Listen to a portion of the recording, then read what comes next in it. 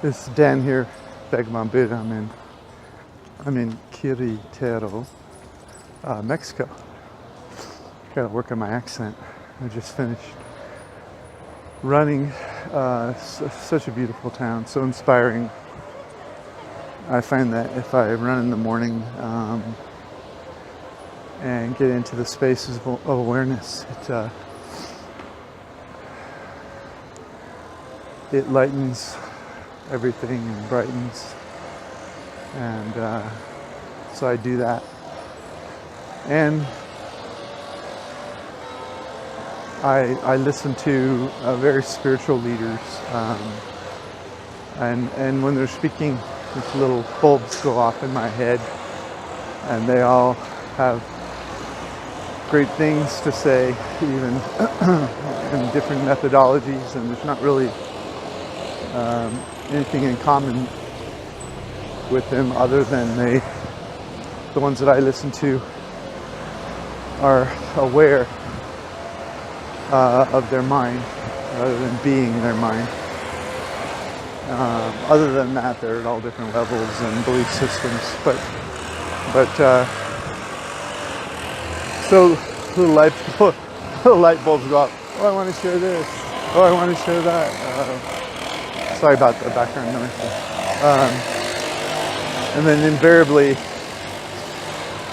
thoughts often about, oh, I want to share this. Oh, I want to share that. Or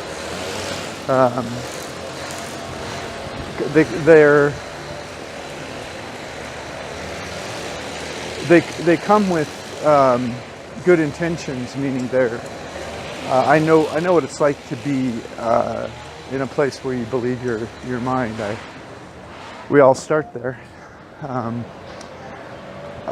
or better said, maybe we start there. I'm not really sure about that. I suppose if we talk about starting, we could say birth, and at birth we don't really have anything we remember, and I don't know that how much we're imagining yet even. I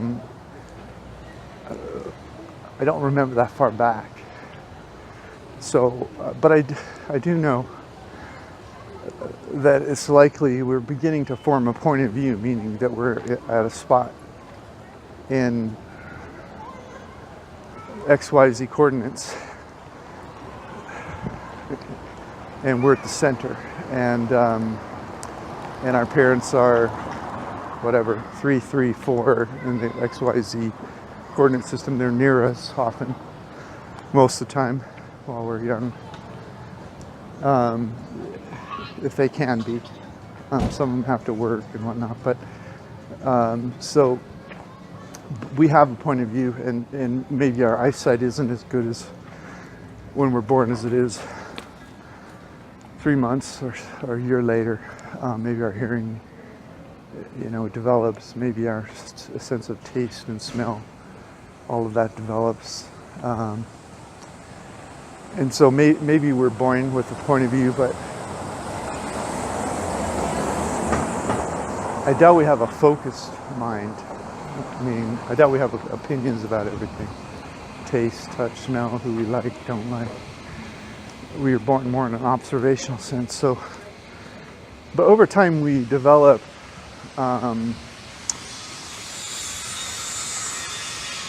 a sense of, I could call it right and wrong, or good and bad. We develop sort of intuitions about things, and all of that is stored and recalled by our mind, and it's that process of comparing what's in the environment around us to stored and imagined futures to see whether we're guiding the ship on the right path to our success. And that mind paradigm over time becomes so strong because it's saved our lives. In some cases, it's pointed us in the right direction, even wrong sometimes, but later we find out it's wrong. So ultimately it pointed us what we believe to be as the right direction right now. And we come to take a position about it, that it's good information. It's better than information than other people have. We have a winning formula, if you will, that we put together. And as that develops in early childhood into adulthood, that form or that shape of who we believe ourselves to be, at some point along the way, it's believed. We believe we are that person. Our unfocused awareness goes from more perception-based to comparing to the shape to determine whether to go left or right at any given moment. And that shape of who we identify with is our, call it what you want, our personality, our belief systems, the rules we operate by, everything we like and dislike. It becomes who we believe ourselves to be in some sense. We even get signals from it when we're doing something. It's not really consistent with if we're paying attention, we'll get signals that something's not really consistent with the shape of reality that we perceive ourselves to be. So anyway,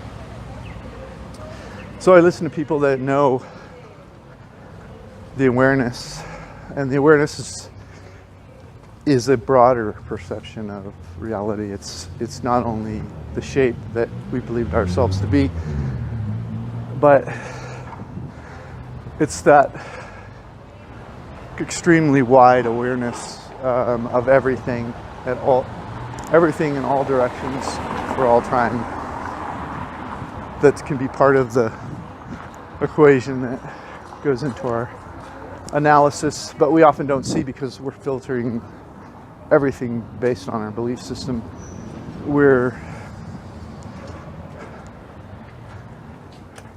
And we all have a different set. We all have a different shape. We're unique. And we take pride in that, and we believe it to be so. It's true. And often the mind is a clever little thing. It will tell us it's why we're better than other people. It'll tell us how other people could improve themselves. If they did this or that, they could be a better person. And so we judge, we have free advice, often unsolicited. And all of that's personality. It's all based on our winning construct or shape. Or unfortunately, when we restrict, and it's literally a restriction, when we restrict ourselves to the data, to the edge of the data about our personality that we believe to be true, we're constricted. We can't see all the information that's available, that's coming at us from all directions at the same time. We can't see our own prejudice. We can't see our own missing knowledge or information. We can't see the constricted nature of our existence. We're so focused. And that wouldn't be a problem if it wasn't a problem, but it is a problem. It's the source of all suffering. Your personality, your belief system is the source of all suffering. It's kind of an interesting concept because it's not accurate. The pain comes from the inaccuracy in the formula, because you run around and you make left turns, straight, right, you judge people, you do all of this stuff, but in the end, you don't always win. It's not always how you want it to be. It didn't turn out how you thought it would. Your life is not. Your life doesn't reflect the emperor's life. But your belief system of your winning formula and how things should be your belief in how the world should be, it doesn't turn out to be that way. And so there's pain every day that's created by that. And we don't even understand that we're in pain. The pain of jealousy, the pain of anger, the pain of hate, the pain of judging.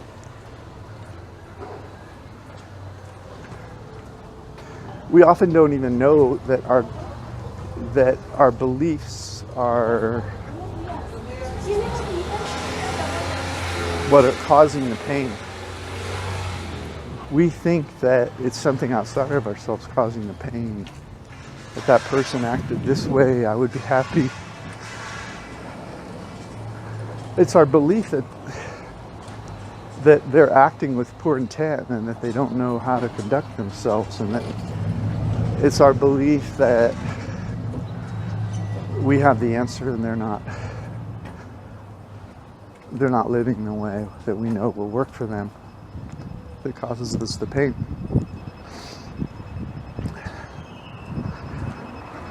And so we have a constricted way of viewing the world that creates all the pain and suffering in our lives. And that's why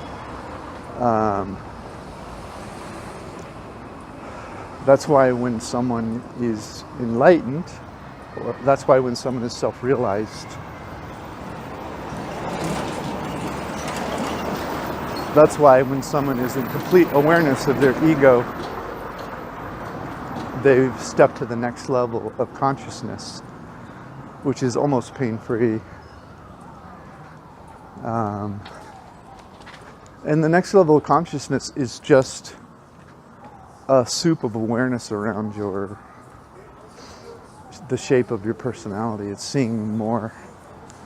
It's seeing that you're thinking and that you're believing, and that it's seeing that a belief you have that didn't realize, that didn't reflect. A belief is like an equation. You add A, B, C, and D. Let me give you an example. You have honesty, you have integrity, you have an open mind, not a real open mind, a believed open mind. You have love, you have friendship, all these things, you put them in the soup and mix them up. Ding, happiness. And for the most part, you have all that. And there's evidence that you should be happy. And yet there's moments where you're not.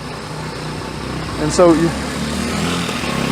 it's your belief that life's supposed to be a certain way that actually makes it painful, and it's your mind that's doing that. And until you have an awareness that your mind is believing something and that it's causing pain in your life, until you see that belief transmit into a pain, and that doesn't have to occur in a moment. You can also jump to the next level, which is all just pure awareness, which is usually comes out of a traumatic experience. But if you somehow end up in awareness and then see the mind speak and feel it create pain, you could see it that way.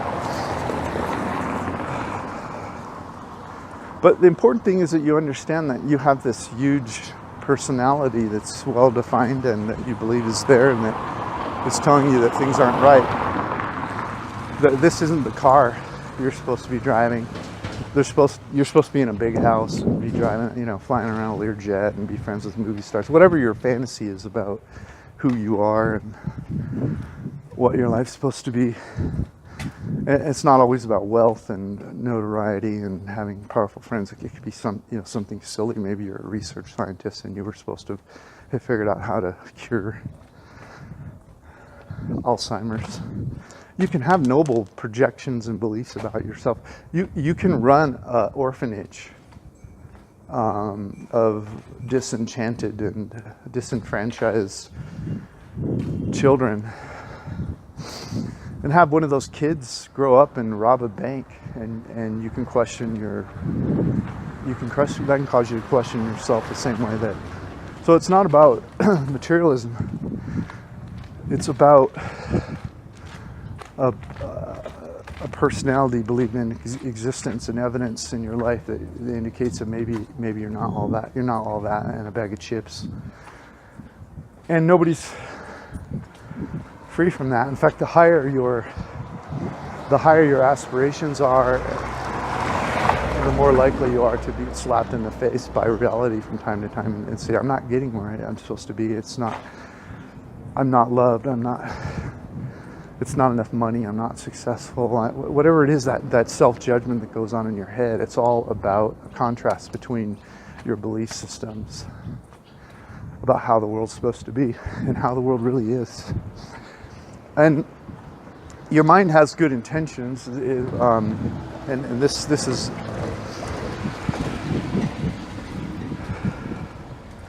is more observational for me. I'm trying to justify it in what the mind's doing in some way. This isn't a belief system for you to adopt. It's just a concept that I thought up that's probably from my mind. But your mind is trying to, by creating a path for you to walk on and trying to get you to walk that path and creating pain when you step left instead of go straight, your mind's trying to guide you to something, some future, imagined future that you believe. So it thinks it's trying to protect you. And that's its purpose by remembering rules and examples, and it's trying to construct a universe that you can buy into, believe in, and get you to walk straight. And when you step left or right, it slaps you in the face with pain.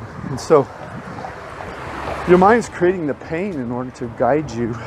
But the constriction of all that, it creates fear in you and anxiety and unrest, because there's a real suffering when the world doesn't match the picture you painted of how things, the equations you created that lead you to the right path. When you keep walking straight and you're slapped in the face, you begin to realize that something's wrong, you're missing something, and so you go on the hunt. Why is this part missing? And that's the mind also, right? The mind's judging you now instead of judging your friends.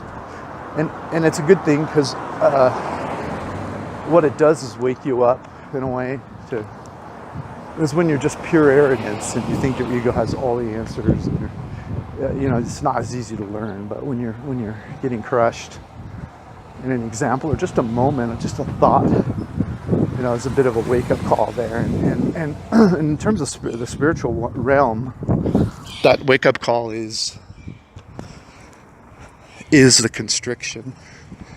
The pain of seeing that your model doesn't work is seeing the constriction that the model creates in your life, and that's the joy that's the potential for joy that mind pain creates. And so you can live free of pain. That's really that's the foundational message here. You can live free of pain, and it comes from just stepping up the next level and being an awareness that you have a mind that has a plan, and that it's executing it, it's judging, it's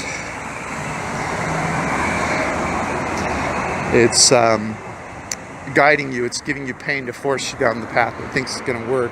It's creating suffering in your life. You have to not be constricted about it. You have to understand that your mind is trying to protect you from a cruel world, and it's what it's doing. So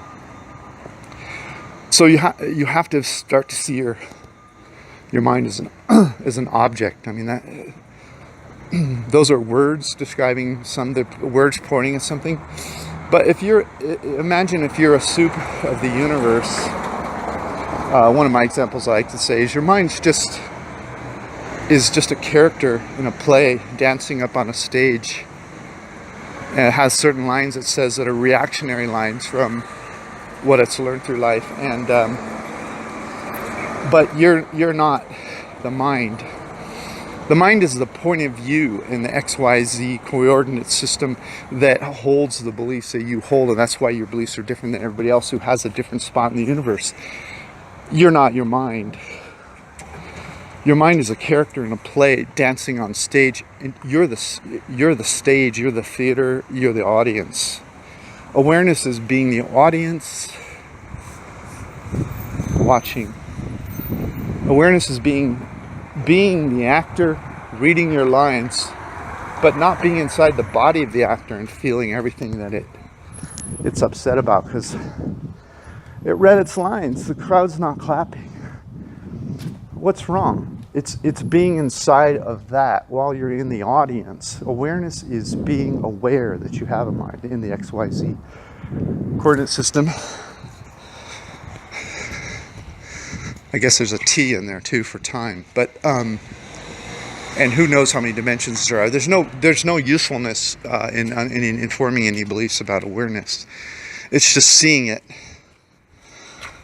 There's no usefulness in X, Y, Z, T. There's no usefulness in German Shepherds are better than, in terms of awareness. Maybe Chihuahuas are better than German Shepherds.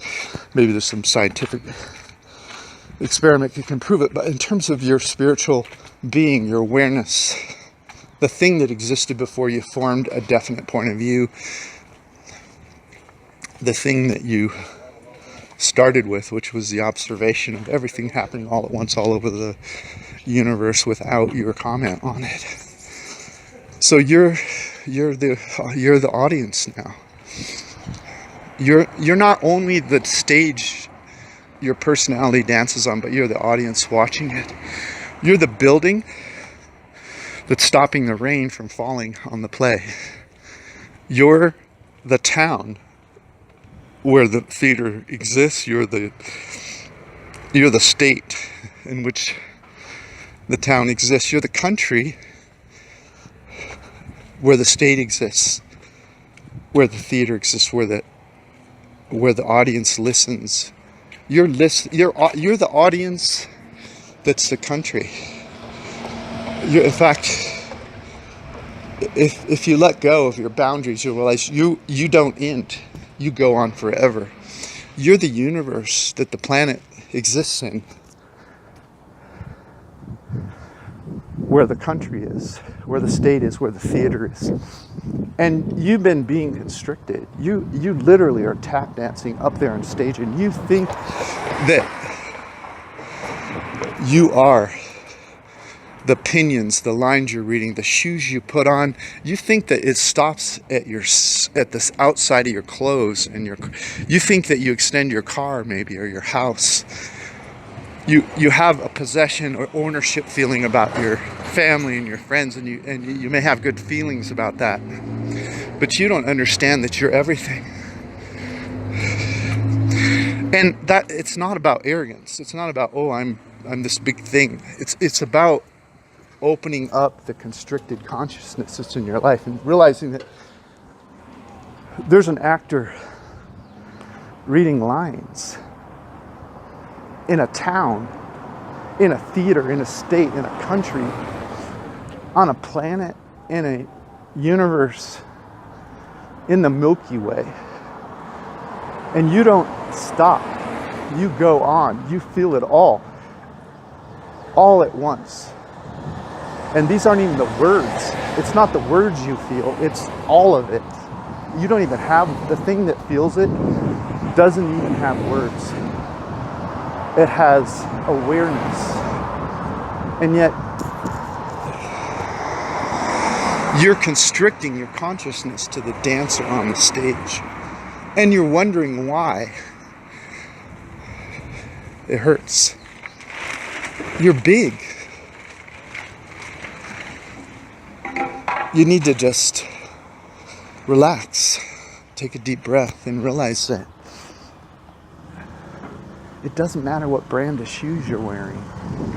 Yeah, maybe you thought you were supposed to be wearing some fancy brand of shoes from Europe that cost $800, or you were supposed to touch that one kid who robbed a bank when, who was at your orphanage, or whatever that constricted consciousness is.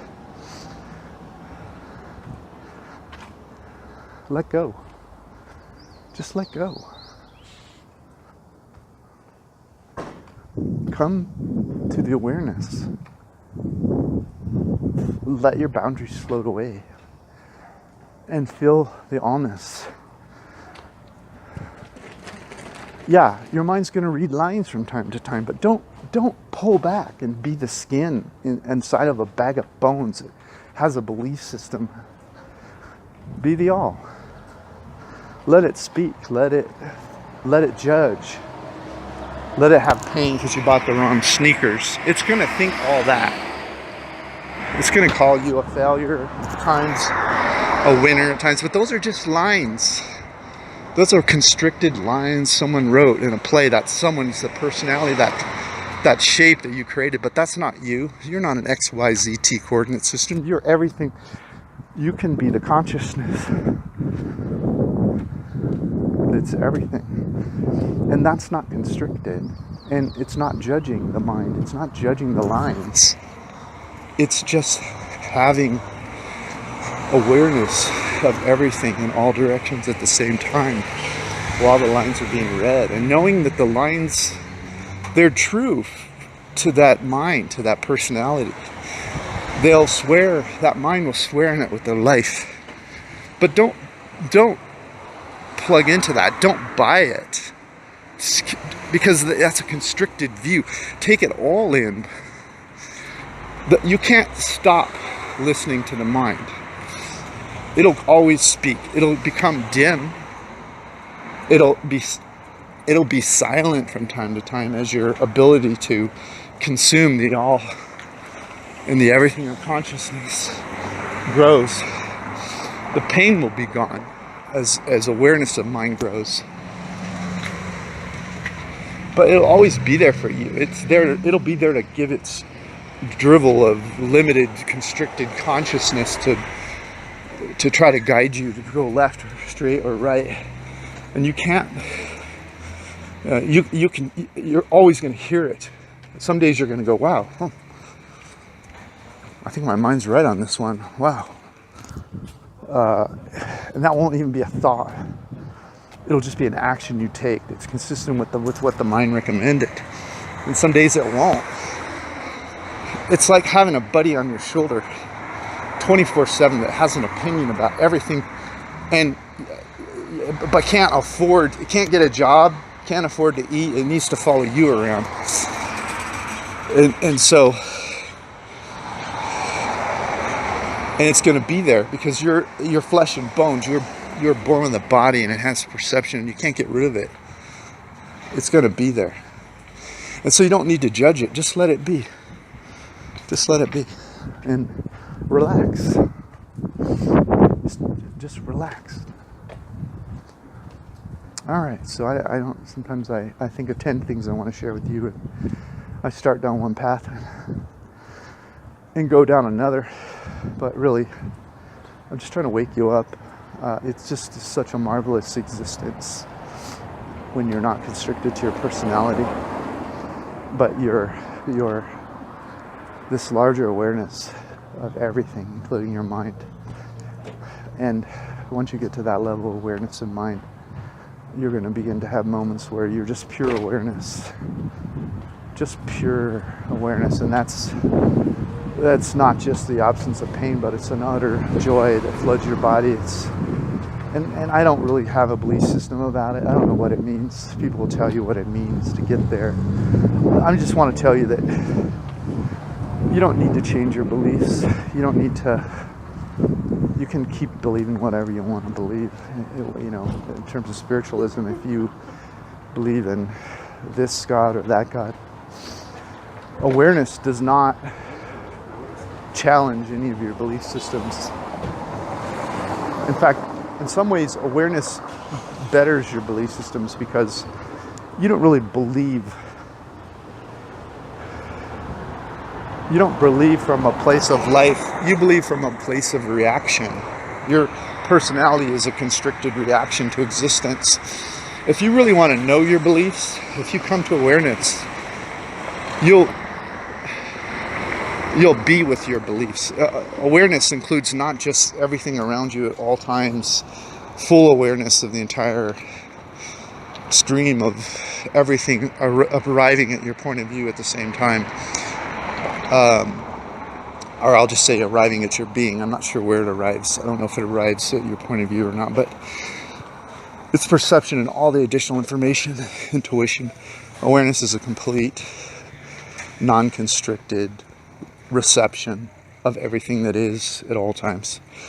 And that's just a definition. It's not really the flooding joy or whatever, and it's nothing your mind can take you to.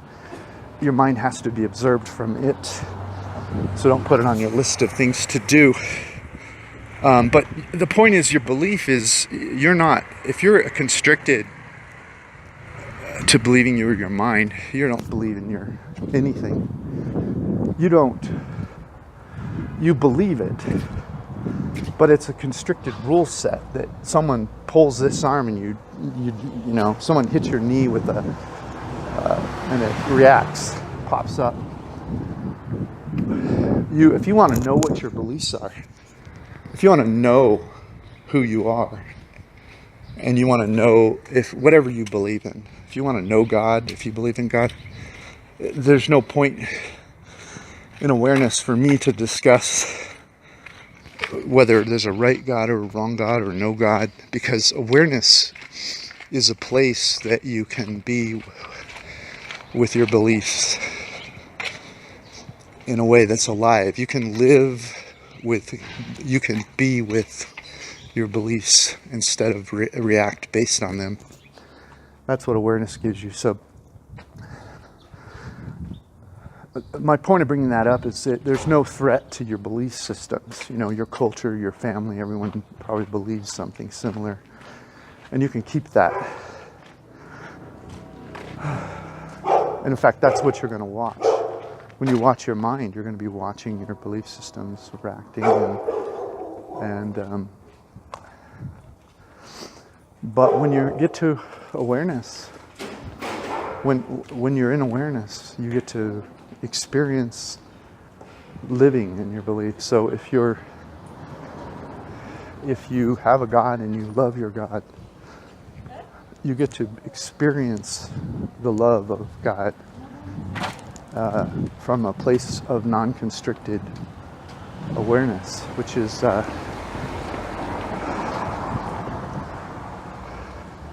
sublime. So anyway, I better get on with my day. Thanks for listening. This is Dan of Vagabond Buddha. It'd be great if you enjoyed this talk, if you could like it, subscribe, leave a comment below. I'll keep doing my best to try to keep it relevant and interesting and fun. Have a great day.